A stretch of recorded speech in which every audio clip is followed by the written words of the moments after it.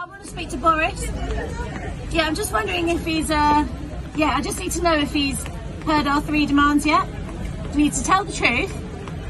We need to cut carbon emissions by 2025. Yeah. And we want citizens' assemblies so we can decide what to do about the climate crisis. All right? Yeah, pass that message on. Thank you. Hello, I am Sarah Zoltash. This is XRTV. Welcome to day 6, Saturday of the October Rebellion. First of all, I want to say a big thank you to all of our viewers out there. We're seeing all of your comments, we're seeing all of your shout outs from all different cities that you're watching this broadcast from. And also to say that yesterday we weren't able to be exactly live with our broadcast. We've got a few technical hitches. We're basically doing what the BBC ought to be doing, but they're not. And we're trying to do it with mobile phones. So please forgive us if we're not always exactly live, but we're trying to get it to you as fresh off the ground as we possibly can. You can see here today, we're right now at the end of the grief march that has taken place today. This is a march that acknowledges the great grief that we are all experiencing in this movement and all around the world at the great losses that we're experiencing because of the climate crisis. The march started at Marble Arch, at least 5,000 people there, and we marched down Oxford Street, past Oxford Circus, which was an incredible beacon of hope in the movement during the April Rebellion. And then we marched on down past Tottenham Court Road, up Tottenham Court Road, and here we are now in Russell Square. We're going to have a look now at how today's march unfolded.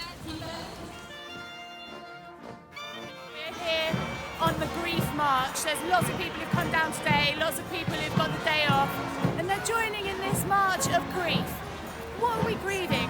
We're grieving what is at the heart of every single climate movement all around this world, which is the great sorrow and the great sadness of what we are losing every single day that the government does not act to address the climate crisis. I'm also grieving for my son who spoke just now, because he has for a long time been thinking he can't have children. So I'm grieving my grandchildren and my grandchildren's grandchildren. I'm grieving the future loss of our planet as we know it. I'm grieving our existence. I'm grieving the future for my children. I'm grieving the ignorance of our rulers, the inaction, their inability to realise, to tell the truth. I'm crying because this is like where we really see it. We really see what we're doing as a species, as humanity, like what we've enacted upon this planet and what we are enacting upon this planet and what we will continue to do if we don't change. Let's have a different song.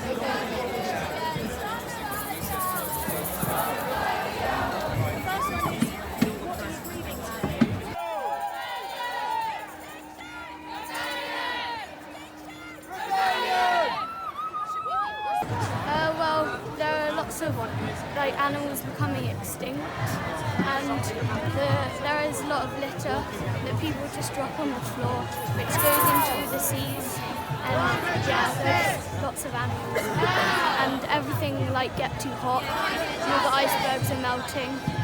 I think I'm grieving the hopes that I could have for my grandchildren. XR doctors now. If you could ask the politicians to just do one thing, what would that be? I'd like to start taking this crisis seriously. It's affecting every aspect of our society, but in particular health. The way we see healthcare at the moment is only going to change. It's going to be all about increased infectious diseases. It's going to be all about increased catastrophes. We're already seeing that the southern hemisphere is at most affected, and it's not fair. It's not the people who are creating and using the most fossil fuels who are actually the ones being affected at the moment.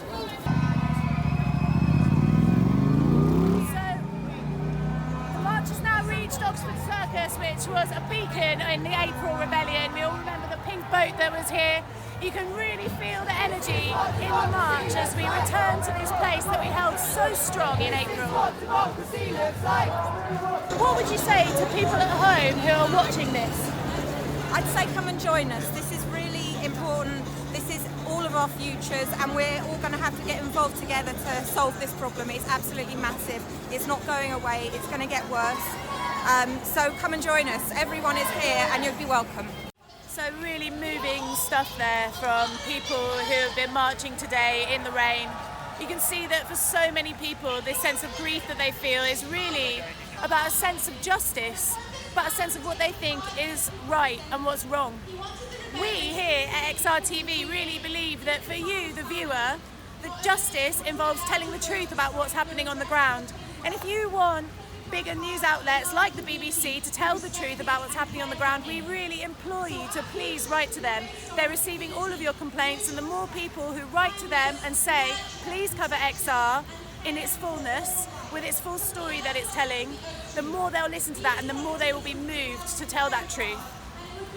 So when we think about justice, especially in the climate movement, we can't but help think about people in the global south who are already experiencing the effects of the climate crisis. Earlier on today, I spoke to people from the Global Justice Site, which is a self-organising group within Extinction Rebellion that really is anchoring the strong intention that the climate movement holds the needs and requirements of people in the global south in its heart whenever it tries to make any decisions about how to move forward. Let's see how that conversation went earlier on today. We are here today at Marble Arch preparing for the Grief March that's going to be taking place today. And some of our regular viewers might remember that I was dressed up all in gold as Lady Justice on Wednesday to support the Lawyers for Extinction Rebellion when they were making their declaration about how they would use everything within their legal power to support this movement.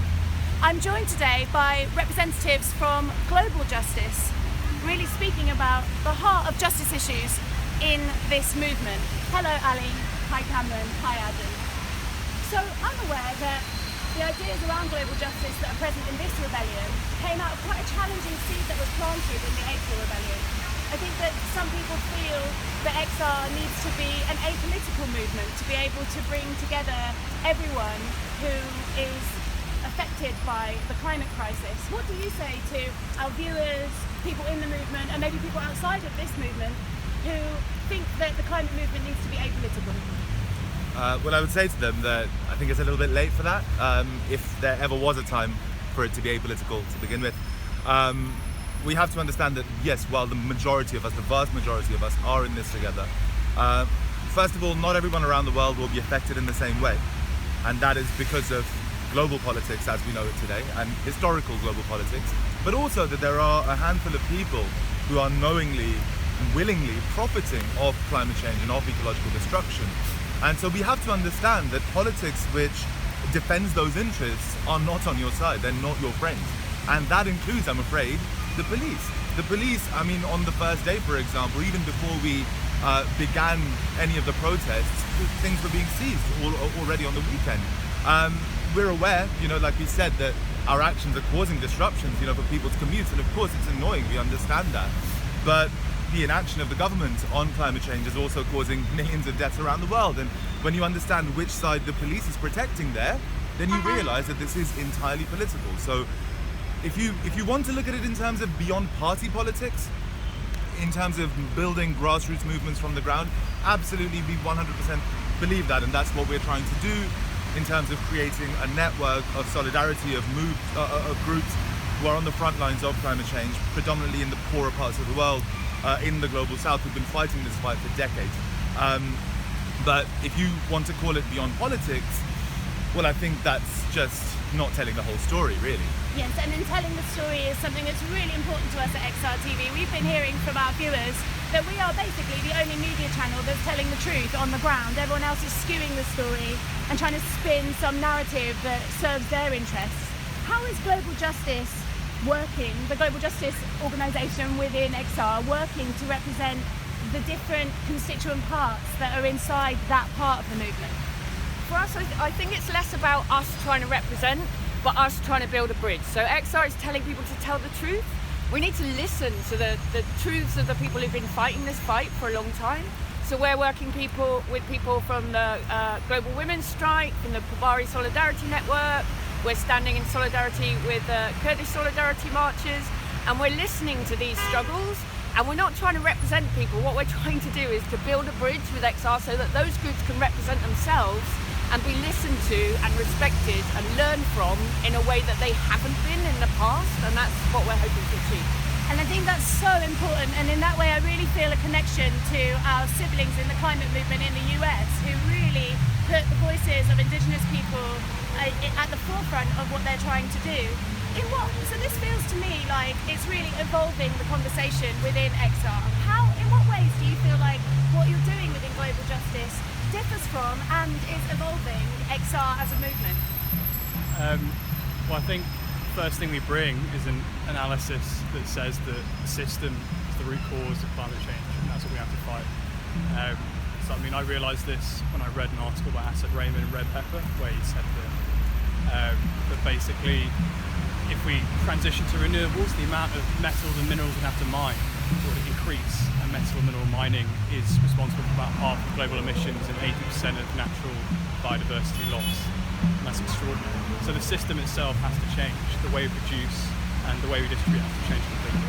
And so I guess what we bring is the idea that we can't fight that unless we really have solidarity with lots of different groups and constituent peoples. And that in terms of tactics, we need different types of tactics, not just a reliance on one. So for example, we set up site off a road and park, and as a result we've served as a kind of regen space where rebels can come and like camp safely and also learn quite a lot and act kind of like an educational space. I think in that way that really you're doing such an incredible service to this movement to insist that inclusion needs to be at the point of strategy and not something that's an afterthought. In what other ways do you think global justice and the work that you're doing within XR is really essential to the wider movement? I think that the global climate crisis is rooted in injustice. It's the injustices that have happened in the logging, with the mining, with the extraction, and right back to colonisation and slavery, and that is going forward. So we need to realise as a movement that this isn't an add-on, that the solution to the climate crisis is global justice. And I think as well as doing that on the ground, we really want to do that to the centre of the movement, to go where the messages are being developed for the whole movement, as well as providing that conversation for people out and about on the streets, places like today. Those thoughts about justice are so timely today, because today is a day of solidarity for Indigenous peoples all around the world. Indigenous peoples have been at the front line of the climate movement since it began. And as we tune in today to this downpouring of rain, we all feel drenched by our own grief and our own sorrow about what's happening to the planet. So many rebels have been really in this weather all week. They've had their camps moved, they've had their tents confiscated, and yet they are still here and they're still part of this rebellion. We've been really fortunate that Lambeth Council has offered us refuge in Vauxhall Pleasure Gardens. That's a little park just behind Vauxhall train station.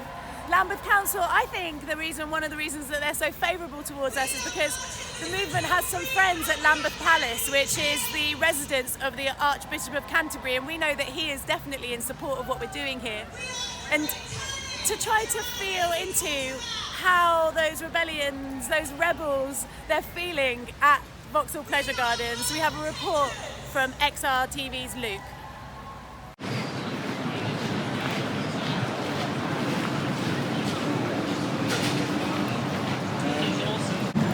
It's a soggy Saturday morning here in the Vauxhall Pleasure Gardens as the rebellion heads into the weekend.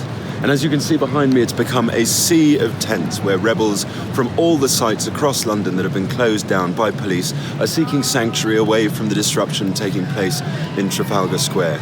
Now, the police have said they're welcome to stay here, they're welcome to set up camp, and we'll go and chat to some of the people and see how their evenings have gone.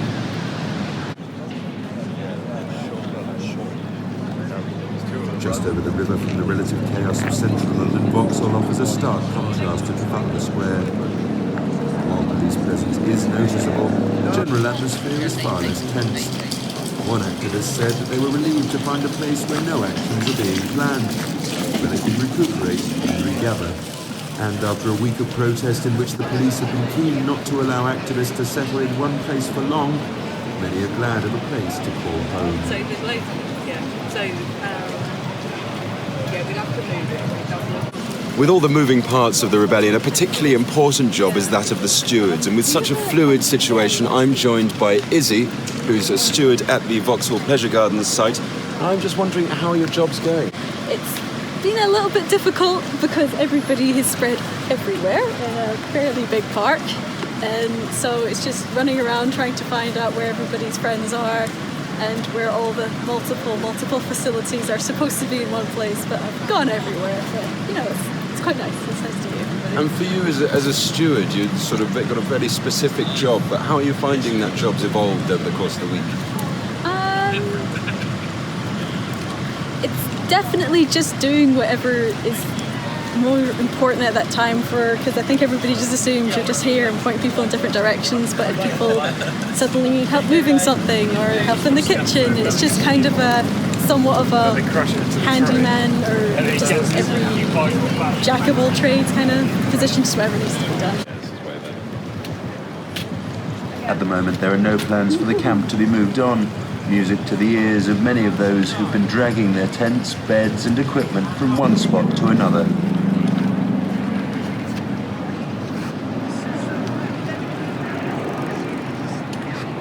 Well, the rain's really coming down now at the Vauxhall Pleasure Gardens. People behind me are queuing for teas and coffees and breakfast. And I'm joined now by John, who has spent the night here as well. How are you feeling, John? Oh, I'm feeling elated to be at a nice new site. We had 4 of us squeezed into a tiny little tent and it's cosy. And what's the mood like down here at the Vauxhall Pleasure Gardens? It's relaxed. It's pretty relaxed. Yeah. So hoping we can kind of recuperate here and then do some more interesting actions around the city. Is it a sort of welcome sanctuary away from the sort of public disruption and all the actions going on? Yeah, very much so, yeah. Sleeping in Trafalgar wasn't that easy, so here it's really nice. I'm joined now by Neve, Francis and Matilda, who spent the night here in Vauxhall Pleasure Gardens. And I'm wondering, how's it going, guys? How was your night? Warm, actually. Nice and cosy in our tent. A little bit cramped. Wet, but we're all right. And how are your spirits? Does the rain sort of reflect the mood at all? Or No. Are you upbeat? Very upbeat. And it's never long before the kitchen turns up, with everyone eager to lend a hand. Yeah, we just turned up this morning. Everybody was waking up, so we just thought we'll come in here and get stuck in and help make some drinks. And what are the sort of logistics of running a kitchen tent when you're having to move tea urns and massive packets of Alpen and stuff like that halfway across London? Cooperation, I guess, is the main word, you know, and it seems to be working. So nobody has a job they have to do. People volunteer for jobs, and there seem to be enough volunteers, and every job is covered.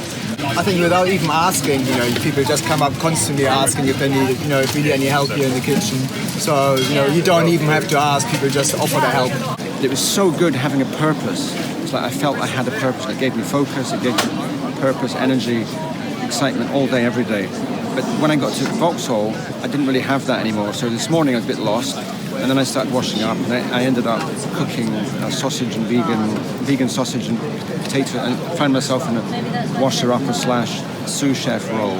So without being asked, I just kind of slotted into it because it needed to be done.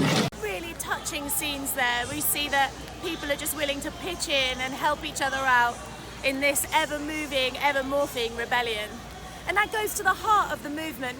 As much as we're here to demand that the climate crisis is met with appropriate action by our governments, we're also here to relearn what it means to look after each other and look after this planet.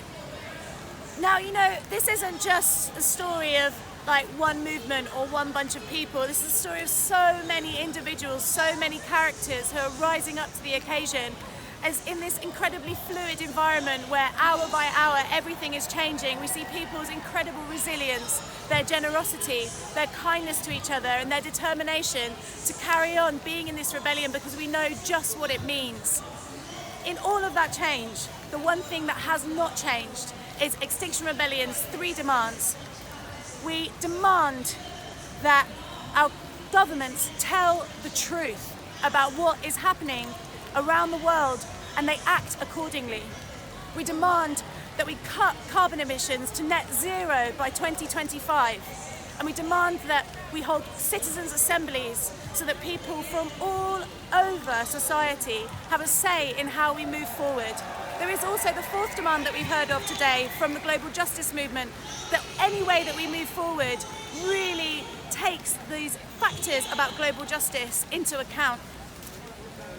The final thing I'm going to ask you at home today, and I'm going to ask the politicians who I know are watching this, what are you going to do? This is Sarah Zoltash. This is XR TV. This is Sarah Zoltash. This is XR TV.